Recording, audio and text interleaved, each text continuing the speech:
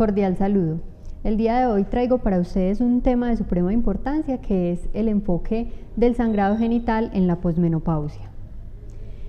Para empezar hay que hablar de las generalidades y hay que entender que la hemorragia uterina normal es una condición bastante prevalente, se estima alrededor del 30% en la edad reproductiva.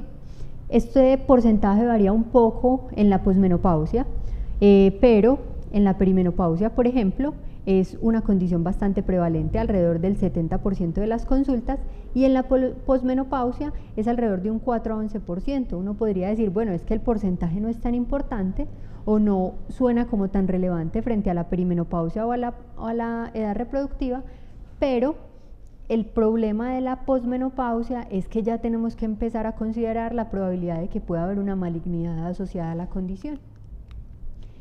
Dentro de las generalidades es importante definir la agudización. Yo debo saber si es un episodio agudo o es un episodio crónico.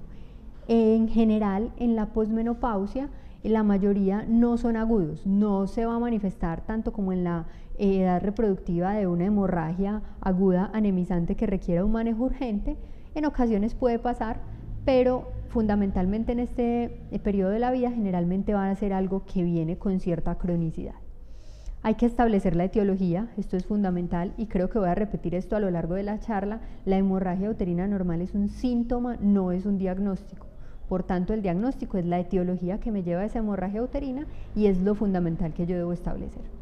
Y finalmente, una vez yo tenga la etiología, pues voy a definir cuál es el tratamiento que va a recibir mi paciente. Voy a empezar hablando de la FIGO. Siempre es fundamental cuando hablemos de hemorragia uterina en cualquier periodo de la vida de la mujer, referirnos a la FIGO. La FIGO hace varios años ya desarrolló el sistema 1 y el sistema 2. El sistema 1 nos habla de normalidad y anormalidad y el sistema 2 nos va a hablar del Palp Coin. Recordemos entonces del sistema 1, nos habla de la frecuencia del sangrado menstrual, si es ausente, infrecuente, normal o frecuente, cuyos valores los podemos encontrar en esta tabla, la duración, si es normal o es prolongada, la regularidad y la cantidad. Pero entonces yo traigo para ustedes hoy una pregunta. Uno evalúa el sistema 1 de la FIGO, normal a normal, ¿esto aplicará para nuestras pacientes en la posmenopausia? La respuesta es no. ¿Por qué? Porque estas pacientes ya no están menstruando, entonces ya podríamos decir que la definición de hemorragia uterina va a cambiar un poco en el periodo de la posmenopausia. ¿Cómo se va a definir entonces en la posmenopausia? Es un sangrado que se produce después de la menopausia, es decir, después de que ya se han cumplido 12 meses en amenorrea. ¿Y qué pasa si mi paciente está en terapia hormonal? Porque tenemos la claridad de que cuando se está en terapia hormonal, pues hay algunas pacientes, dependiendo del tipo de terapia hormonal que tengan, que pueden tener algo de sangrado. Entonces aquí les traigo esta tabla. Entonces recordemos que la terapia hormonal de la menopausia puede ser con estrógenos y progestágenos cíclicos o con estrógenos y progestágenos continuos. Nunca se les olvide, y aquí les hago una acotación, cada paciente a que le vayamos a iniciar un tratamiento, una terapia hormonal de la menopausia, y esta paciente tenga útero, siempre debemos darle un progestágenos. No se nos puede olvidar hacerle contra a ese estrógeno que le estamos dando, que le va a ayudar a proliferar el endometrio. Entonces, cuando la paciente lo toma de forma cíclica, vamos a tener una definición muy específica y es un sangrado en cualquier momento diferente a cuando se suspende el progestágeno, o que puede coincidir con la suspensión del progestágeno, pero es muy abundante o en un tiempo muy prolongado. Y cuando está en un tratamiento continuo con estrógenos y progestágenos, es ese que inicia 6 meses después de que ya la paciente instauró su terapia, es decir, el día de hoy inició su terapia y pasaron 6 meses y apenas en ese momento, o más de 6 meses, ella empezó a tener ese sangrado menstrual o ese sangrado uterino. Y también puede ser después de que la paciente ya estaba en amenorrea, entonces la paciente consiguió su amenorrea, a sus meses iniciales pudo tener algo de spotting que puede ser normal cuando se presenta o cuando se administra el tratamiento de forma continua, pero ya después se instauró una amenorrea, es decir, ya después de la adaptación a la terapia logró una amenorrea y posterior a esto nuevamente empieza a sangrar. Aquí ya nuevamente lo consideramos anormal. Pero otra de las principales preguntas que nos debemos hacer cuando nos enfrentamos a una paciente con un sangrado en la posmenopausia es esta, y es fundamental. No toda hemorragia a través del tracto genital es una hemorragia uterina. Entonces, no se nos puede olvidar estructuras aledañas que nos pueden causar hemorragia y que nos pueden hacer confundir. Tenemos la vejiga, la cistitis, malignidad, muchas veces la hematuria franca puede confundirse con un sangrado uterino. ¿Por qué? Porque está en el tracto genital y la paciente a veces no tiene la capacidad de diferenciar exactamente, simplemente ella nota que hay un sangrado, sea en su ropa interior o sea cuando se realiza el aseo. Y también vamos a tener hacia la parte posterior pues todo lo que es el tracto gastrointestinal, entonces puede haber una diverticulitis, puede haber hemorroides y nuevamente también puede haber malignidad. Entonces no se les olvide, siempre lo primero es establecer si ese sangrado sí tiene su origen en el útero. Y pasando al sistema 2 del Palm Coin, entonces vamos a tener el acrónimo del Palm, el acrónimo del Coin. Aquí vamos a tener causas estructurales, otras funcionales y otras no clasificadas. Y recordemos que el Palm nos hace referencia a los pólipos, a la adenomiosis, a los leiomiomas y a la malignidad. Y el Coin nos hace énfasis en coagulopatía, disfunción ovulatoria, en todo lo que es endometrio y en la iatrogenia. Y finalmente vamos a tener unas no clasificadas aún. Entonces nuevamente nos hacemos la pregunta, ¿aplica esto para la posmenopausia? Sí, en esta ocasión la respuesta es sí aplica, pero quiero hacer énfasis en estas dos que les señalo acá y son malignidad de hiperplasia y endometrio. Ustedes me dirían, ¿estamos hablando de lo mismo? No, no estamos hablando de lo mismo. Recordemos que si estamos hablando, por ejemplo, de una hiperplasia endometrial o de una malignidad, la vamos a englobar acá en lo estructural. Pero aquí también podemos tener alteraciones del endometrio que no nos hablan puntualmente de malignidad, sino por ejemplo cuando hay una atrofia marcada que nos puede llevar y que de hecho es una de las principales causas de sangrado en la posmenopausia. Aquí les traigo esta tabla entonces nos va a hablar precisamente de esa etiología del sangrado en la posmenopausia y como les decía en la diapositiva anterior, la atrofia endometrial es la principal causa de hemorragia en la posmenopausia. No obstante, vamos a mirar por acá, cáncer de endometrio y hiperplasia endometrial, 7 a 10, 5 a 10% respectivamente, y aunque no sean tan frecuentes, por ejemplo como una atrofia, siempre es fundamental descartarlo. ¿Por qué? Por las implicaciones a las que conlleva tener una malignidad. Entonces, el enfoque finalmente que nosotros hacemos alrededor de un sangrado en la posmenopausia es este. Ya tengo el síntoma, pero mi principal objetivo va a ser establecer cuál es el diagnóstico para yo poder iniciar un tratamiento dirigido. Dentro de las otras causas o etiologías que pueden estar asociadas al sangrado en la posmenopausia, tenemos la terapia de reemplazo hormonal, como ya les decía, y no se nos olvide que hay una definición específica de hemorragia uterina para estas pacientes que están en terapia hormonal, y hay otros que son menos frecuentes. Los miomas es infrecuente, pueden estar presentes, pero generalmente ya ellos vinieron desde la edad reproductiva, la paciente los tiene. Es raro que ellos lleguen como a manifestarse en la posmenopausia, puede pasar. Lo que sí no debe pasar es que empecemos a tener un crecimiento de un nuevo mioma o el crecimiento de un mioma de forma excesiva en la posmenopausia. Esto no es normal. Como una de las causas más frecuentes de la hemorragia uterina anormal en la posmenopausia es la atrofia endometrial, entonces quiero que entendamos un poquito el por qué se produce. Entonces, hay un hipoestrogenismo claro en las pacientes en la posmenopausia. Recordemos toda la fisiología del eje hipotálamo, hipófisis, ovario, y esa FSH persistentemente elevada está intentando estimular toda esa ruta para que el ovario nos produzca estrógenos y progestágenos en ese sistema de las dos células, pero esto no va a pasar. ¿Por qué? Porque hay un hipogonadismo hipergonadotrópico. A pesar de que esas gonadotropinas se elevan e intentan estimular ese ovario, él no tiene cómo responder, no tiene esa capacidad. Entonces nos va a llevar a un hipoestrogenismo. Si no hay estrógenos que nos estimulen ese endometrio, entonces vamos a tener una atrofia endometrial y eso nos lleva a una exposición de la capa basal, a una exposición de esos vasos miometriales. Recordemos que aquí tenemos la arteria uterina. Estas ramitas van a ir ascendentes, paralelas al útero, y nos va a dar unas ramas que son las arcuatas, que es como si abrazaran el útero. De allí vienen las radiales y luego vamos a tener las rectas y las espirales. Entonces, por esa atrofia endometrial, esa pérdida de esas capas del endometrio, se exponen esas arterias y nos pueden llevar a sangrado. Otra cosa que pasa es que la cavidad, como no hay endometrio, y puede haber una fricción entre las paredes y esto también va a predisponer a que se presente un sangrado. En cuanto a atrofia endometrial, es importante entender que la principal herramienta que vamos a tener nosotros para hacer el abordaje diagnóstico inicial va a ser una ecografía. La ecografía va a ser un muy buen método para nosotros poder evaluar estructuralmente toda esa anatomía de la paciente y poder empezar a definir cuál es la causa que nos está llevando a la hemorragia. Entonces, vamos a encontrar a una paciente con un endometrio muy delgado. Generalmente uno puede encontrar muchas variaciones en la literatura, pero endometrios menores a 4 milímetros corresponden con el periodo de la menopausia en la paciente, con un endometrio atrófico, pero cada vez emerge más, ya hace muchos años está instaurada, pero cada vez tiene más fuerza la ayuda diagnóstica y terapéutica, que es la histeroscopia. Aquí vemos una imagen histeroscópica, más o menos así se ve una cavidad endometrial con una atrofia, y la ventaja más grande de la histeroscopia es el ver y tratar. Yo puedo hacer diagnóstico y en muchas ocasiones, dependiendo de lo que haya, puedo hacer un momento también terapéutico en esta paciente. Entonces recordemos, atrofia endometrial, principal causa de sangrado en la posmenopausia. Una ecografía transvaginal va a ser una herramienta que en general vamos a tener fácilmente asequible y nos va a permitir hacer ese diagnóstico, evaluar esa cavidad endometrial y evaluar cómo está el grosor de ese endometrio.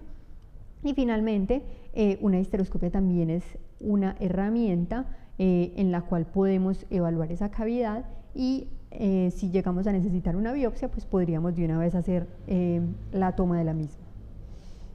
Los pólipos endometriales también son una causa frecuente de sangrado en la posmenopausia. Es un hallazgo patológico normal muy frecuente, hasta el 67% de los pólipos pueden encontrarse en las pacientes, pero la benignidad es de hasta el 99% de los casos, y esto es a resaltar. ¿Qué pasa? Este porcentaje es fundamentalmente en la edad reproductiva. En la posmenopausia no alcanza a ser tan alto y nuevamente hacemos énfasis, la principal causa va a ser la atrofia, pero siempre existe la posibilidad de encontrar un pólipo. Y en la posmenopausia inicialmente el deber ser es retirarlo, ¿cierto? Y hacer una evaluación de esta estructura. ¿Por qué? Porque miremos acá, de los que nos dan riesgo para que haya malignidad en los pólipos está la posmenopausia, es decir, todas nuestras pacientes, para el tema que nos compete el día de hoy, van a requerir una evaluación de ese pólipo, mujeres que estén tomando tamoxifeno y pólipos mayores a 1.5 centímetros van a tener un poco más de riesgo de malignidad. ¿Qué es un pólipo? Ya que venimos hablando de esto, es todo ese crecimiento hiperplásico de esas glándulas endometriales y del estroma, que no corresponden a los cambios fisiológicos o a los cambios endometriales cíclicos que se presentan normalmente, y ellos forman como una proyección hacia la cavidad endometrial. Aquí vemos unas imágenes, esta es una ecografía, aquí vemos un útero anteverso, este es la línea endometrial, aquí vemos la línea media endometrial, aquí alcanzamos a tener un endometrio trilaminar, y aquí vemos que está alterada esa línea media endometrial. Esto se llama el signo de cuenta en cuerda, y aquí estamos viendo una estructura que pareciera ser un pólipo. ¿Qué herramienta nos ayuda adicionalmente a tratar de darle mayor probabilidad de que sea un pólipo? El Doppler. Cuando nosotros aplicamos el Doppler, vamos a ver un vaso nutricio que se dirige hacia esa estructura en la cual sospechamos que es un pólipo. Y aquí vamos a tener una imagen histeroscópica de esa proyección que es el pólipo. Por eso nuevamente hago énfasis, con la histeroscopia es una muy buena herramienta porque podemos ver y tratar. Entramos, evaluamos y precisamente nos damos cuenta que sí es un pólipo, y dependiendo pues como de la habilidad, del momento en el que se esté haciendo, de la tolerancia de la paciente, pues se puede hacer retiro del mismo. Luego vamos a la malignidad. Entonces yo les decía, no es tan alta, 3 a 5, 5 a 10, 7 a 10%, pero es fundamental considerarla. ¿Por qué? Porque a mayor edad va a haber mayor riesgo de que haya posiblemente una malignidad. Y nuevamente les digo, todas las implicaciones que hay alrededor de una malignidad, pues lo ideal sería hacer un diagnóstico lo más temprano posible y no quedarnos sin establecer ese diagnóstico. Entonces, en ecografía vamos a ver un engrosamiento endometrial. Ojo con eso, la hiperplasia endometrial es un diagnóstico histológico. Yo por ecografía solamente le puedo decir a la paciente tiene un endometrio engrosado. Yo no puedo decir que tiene una hiperplasia del endometrio. Eso lo vamos a ir a confirmarlo ya cuando tengamos la muestra para que le puedan hacer la patología y la histología. Entonces en ecografía vamos a ver un endometrio engrosado y en histología pues nos van a confirmar si efectivamente hay o no hay una hiperplasia, que es ese crecimiento excesivo de las glándulas endometriales en forma y tamaño regular. Recordemos que la hiperplasia puede ser simple, puede ser con atipia, puede ser sin atipia, y esto nos va a dar cierta diferencia en el riesgo que va a tener esta paciente.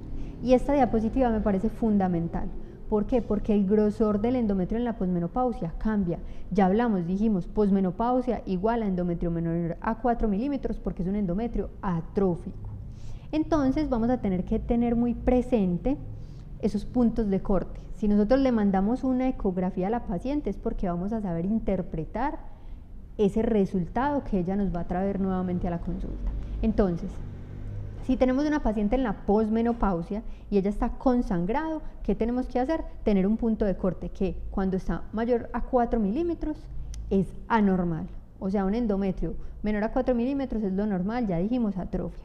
Pero cuando está superior a 4 milímetros es anormal.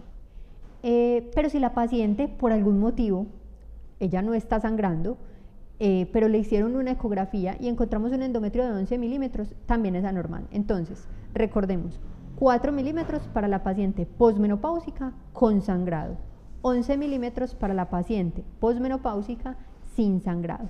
¿Y qué pasa con la paciente que está en terapia hormonal, que ella sí tiene algo de exposición a esos estrógenos? En general se maneja más o menos un corte endometrial de 8 milímetros. Este es el que nos hace sospechar que puede haber, o que nos indica más bien, la necesidad de hacer un estudio y de ir más allá. Y así tengamos un endometrio menor a 4 milímetros, si encontramos que hay una persistencia de ese sangrado, es muy importante que hagamos una biopsia y tratemos de establecer qué es lo que está pasando y por qué nos está sangrando esta paciente. Y recordemos, yo les decía, hiperplasia, recordemos hiperplasia, diagnóstico histológico. Ya hicimos la evaluación ecográfica de la paciente, nos dimos cuenta que hay que hacer una biopsia, tomamos la biopsia y nos reportan una hiperplasia. Miren que cuando encontramos una hiperplasia sin atipia, el riesgo de un cáncer endometrial invasivo es menor al 1%, pero ya cuando tenemos una hiperplasia con atipia, el riesgo es del 25 al 33%, entonces ojo, que lo ideal sería hacer un abordaje rápido de estas pacientes.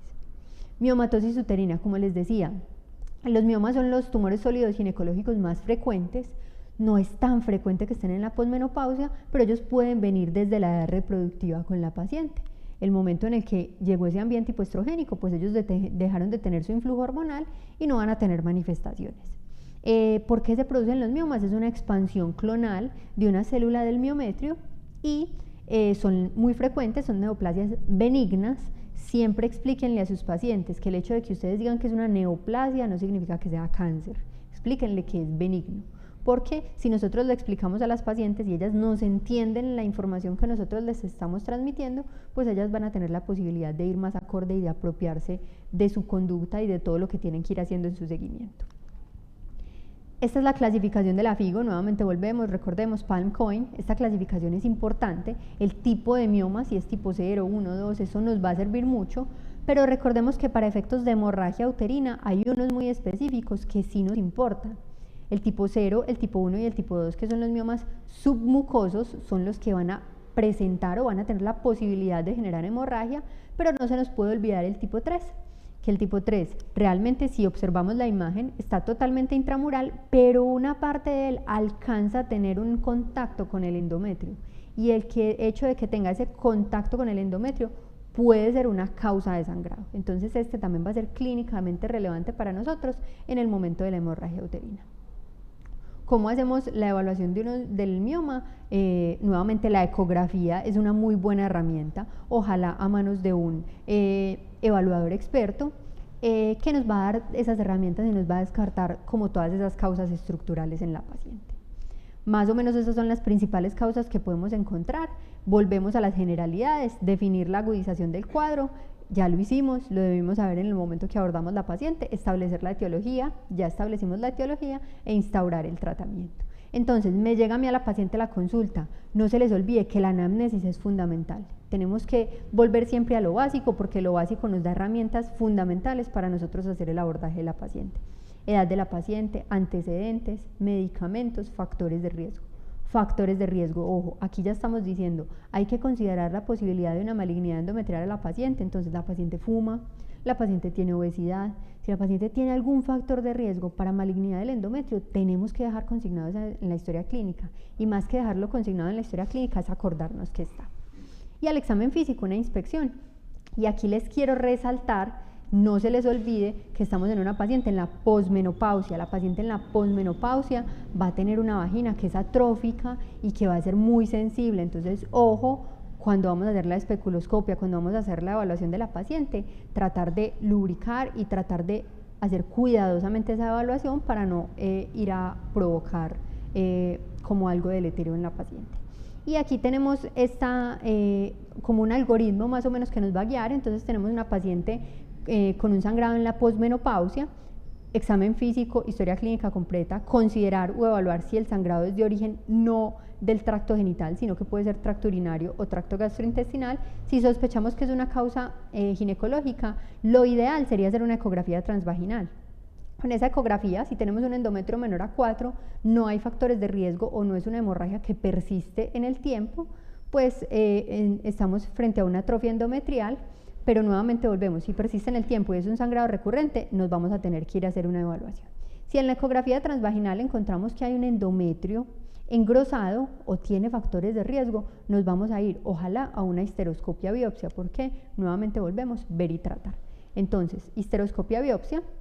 Y la histeroscopia nos puede decir, hay una atrofia endometrial, no hay que hacer manejo, hay una patología estructural benigna, vamos a definir el tratamiento específico, o hay una lesión premaligna, remitimos a la especialidad o subespecialidad pertinente para que le pueda hacer el manejo a esta paciente. Puntos clave, grosor endometrial, es fundamental establecer el grosor en esa paciente. Y recordemos, hiperplasia endometrial es un diagnóstico histológico. Terapia hormonal de la menopausia, no se nos olvide, si le vamos a dar terapia a una paciente y tiene útero, hay que hacerle contraposición a los estrógenos. Atrofia urogenital, esta no la mencioné ahora, pero sí se las quiero mencionar en este momento, y es nuevamente hipoestrogenismo, y también se refleja en la vagina. Las pacientes van a ser sensibles y pueden sangrar fácilmente solo por la atrofia en la vagina. Entonces, recordemos las posibilidades que tenemos para darle terapia, también tópica, para manejar ese síndrome urogenital de la menopausia en la paciente. Aquí les dejo una recomendación, y es este libro que hace poco salió, y tenemos una gran cantidad de temas para abordar el tema de la salud de la mujer. Muchas gracias.